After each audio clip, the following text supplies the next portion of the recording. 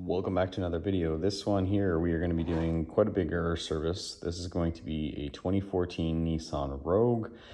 This video is going to be if you're looking for how to do spark plugs, how to do a coolant flush, or how to use the CVT transmission fluid. This video will show you how to do it. This is a DIY step-by-step, so you know what to do. Use whatever CVT you want. I'm using Motul CVT. I'll be using the NGK spark plugs, and then I will be doing a coolant flush on this guy as well with a 5-year coolant or 100,000 kilometers. I'll also be doing a once over on the vehicle, checking it all over to kind of give that once over on the vehicle to make sure everything is good on it. That battery is not looking so healthy, but who knows? They can always be still good. So anyways, this is how you do it. Let's dive right into it. First things first we're gonna do is we're gonna hit up the spark plugs. All right, so when doing your spark plugs, you're gonna have 4 spark plugs here, okay?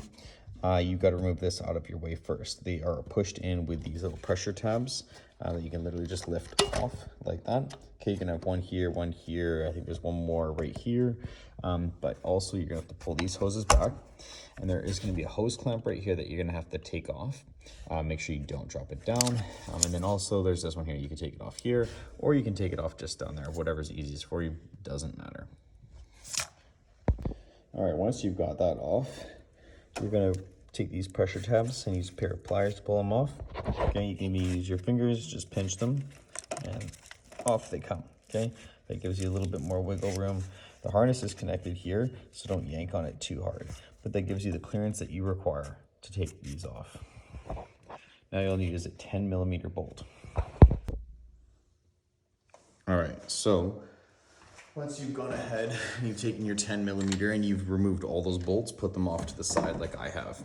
Then you're gonna take these, or your retaining clips, you're going to squeeze them and unclip them like so, okay? Just like that. Once you've done that, you can pull them out, and now you have access to your spark plug down here.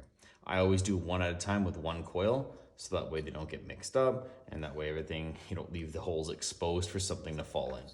Okay, once you've done that, you're gonna take your 16mm spark plug socket, and you're gonna put it in there, take this one out, and you're gonna pull that spark plug out. Word of advice, never use impact guns to remove or reinstall spark plugs. You're basically asking for an issue. They are already sensitive as they are, so if you were to take an impact to it, you're gonna be creating a lot of work for yourself. And your job that just was about an hour job, you just made it go to like a 5 to 10 hour job, because you're gonna have to get those remachined out. Spark plug sockets, they will have a special tip to them where they actually have a suction to them. I always like to do it this way just so I can control the speed of when it goes in and when it comes out. That is one toasty spark plug. I'll be changing that one, putting the new one in. That looks a lot better. That's going in now. After you've got that in there, nice and snug, tighten it up. Some people like to torque it to spec. I just go until it's nice and snug, okay? Nice and easy, and there you go. Just gentle, very gentle. That's good. Okay, and then reinstall your coil. Okay, reconnect, put your 10mm back in there, and that's how you do it. I'm not gonna do all of them. You know how to do it, just follow the steps, okay? Then I'll show you how to put it back together. All right, so when you're putting it back together, just make sure you got the bolts in there, you get the clips in, all the way in, they actually click. And then also down here, reattach this harness into here and here. Then you're gonna be putting your intake piece back on here. Okay, you're gonna be putting into one here, and then the other one right here, and then the other one right here. Don't forget to connect your hose, and then your other hose with your hose clamp back on. All right, and that's pretty much what you what should look like when you're done for your spark plugs. Okay, they're all done. This hose is reconnected back together. Don't forget the hose down there. Make sure it's on all the way.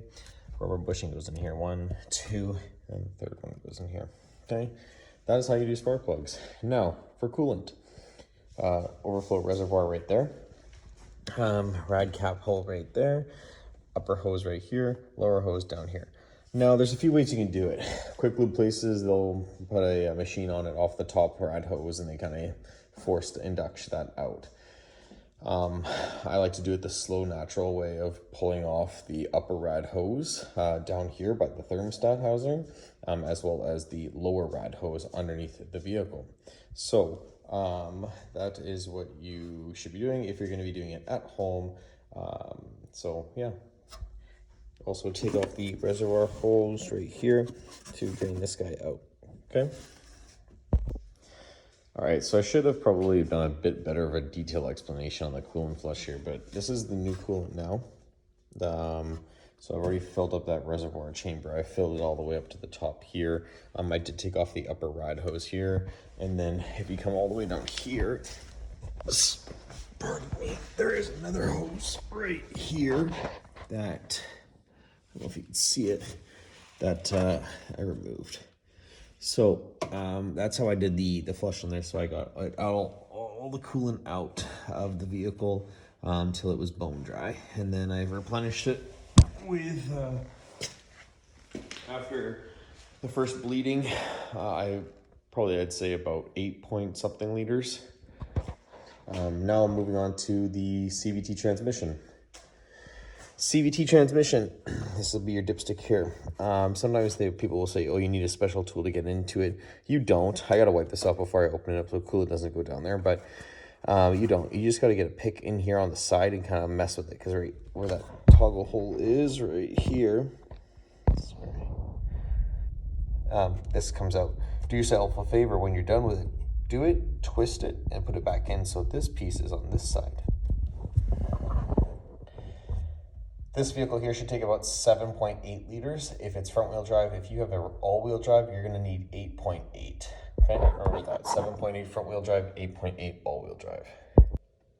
All right, so once you get that out, it's essentially just like I said, you have a cap here. Some of these CVT transmissions come with a dipstick. This vehicle doesn't have one. So what you could do is, if you're unsure of your level, you want to make sure that you have the correct amount after. You can just take your oil dipstick and dip it in there and get it all the way down. And then you can read it off there so you know how much you have to keep filling until you've got it full where it needs to be. Okay, so that's there. And then your drain point, you're going to find is underneath the vehicle, fairly easily accessible. Right there. Now, if I'm not mistaken, that is a 3/8. But I'll verify in just a few seconds here. Now, the CVT fluid that I'll be using today is going to be made by Motul. I usually balance between Motul or sometimes Castrol. I like Motul because CVT fluid should be transparent, almost clear yellow.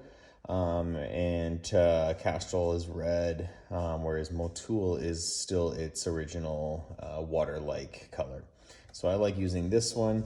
You can use factory fluid as well if you like. It all does the same job as long as you're making sure that you've got CVT and you use the correct oil for your vehicle. But this is the one that I'll be using today, in case anyone's out there looking for some CVT fluid for their Nissan. And then there's your specs there. Okay, and then you got your part number right down there. 105785. Okay, meets all the specs. All right, so I'm going to be using a 19mm socket.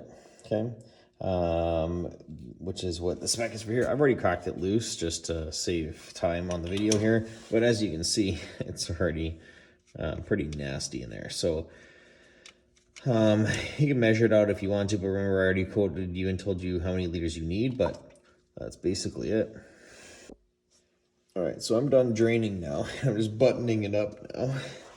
I'm gonna just quickly show you how nasty this oil can get.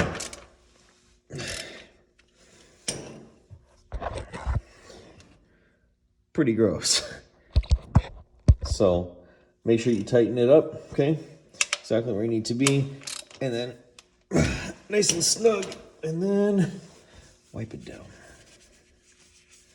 then fill it up. All right, when you're filling it up, make sure you put a rag underneath here just to catch any drips, because it doesn't really have a good spot to relieve the pressure. So it's gonna fart and bubble. So just go nice and slow with it. And Motul actually just changed their color, which is shocking because it used to be a nice clear and now it's like a light blue. So anyways, I'll be refilling it up with these ones here. I'm gonna be using 7.7, which should fill it, and then yeah. So watch your levels. Oh, and my lid's dying. Well, guys, thanks for watching. This recap here on this Nissan Rogue, we did spark plugs, we did the coolant, and then we also did the CVT transmission fluid change. Hopefully you found this video useful. Please comment, like, and subscribe to the video. If you're looking for some sort of vehicle out there to be done in a how-to video, I'd be happy to do it for you and show you. But yeah, thank you again, and thanks for watching. See you on the next one.